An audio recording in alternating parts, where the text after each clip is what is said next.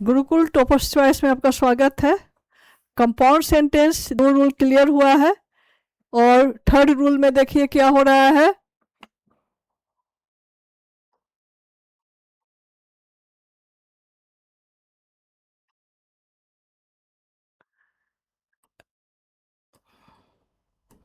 Third rule क्या बता रहा है कि जब सेंटेंस में therefore,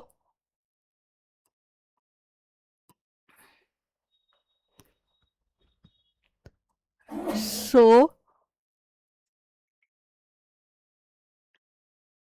hence,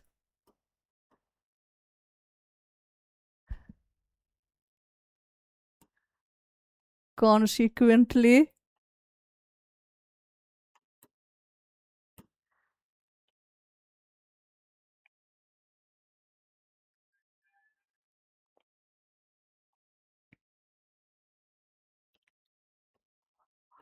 four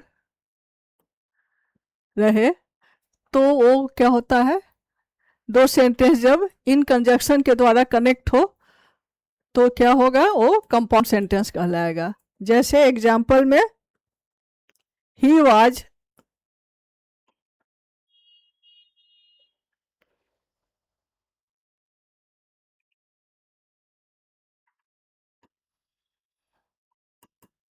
obstinate, therefore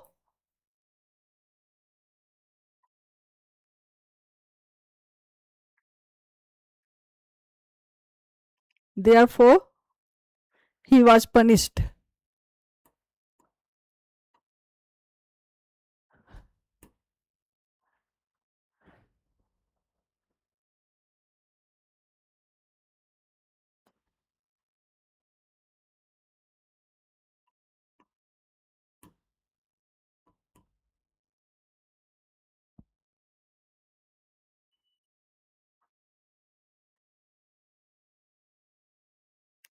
punished। अब यहां दो है, देखिए सेंटेंस, एक इंडिपेंडेंट सेंटेंस हुआ और ये भी इंडिपेंडेंट सेंटेंस हुआ। देयरफॉर कंजक्शन से कनेक्ट हुआ तो कहने का मतलब है जब इन शब्दों, इन कंजक्शन के द्वारा दो इंडिपेंडेंट सेंटेंस कनेक्ट हुआ तो ये क्या कहलाया, कंपाउंड सेंटेंस कहलाया। अब लास्ट एक फोर रूल है। फोर रूल में क्या बताया जा रहा है कि सेंटेंस में जब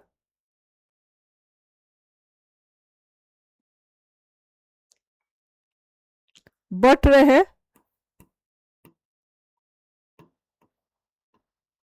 बट स्टिल,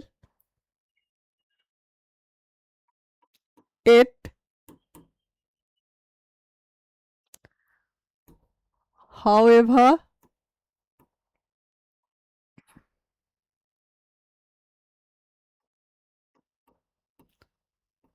only,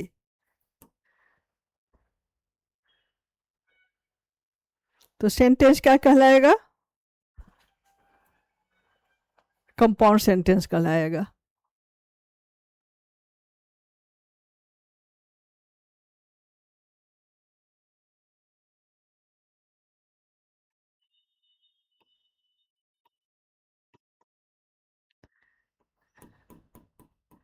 जैसे you are poor but you are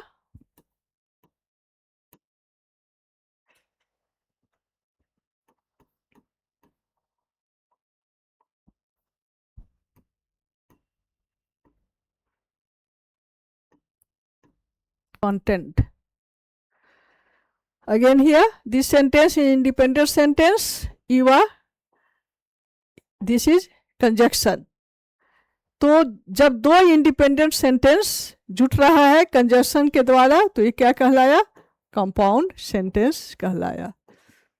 उसी तरह स्टिल, एट, हाउएवर सेंटेंस, जिस दो सेंटेंस को जब जोड़ता है ये कंजक्शन तो वो क्या कहलाएगा, कंपाउंड सेंटेंस।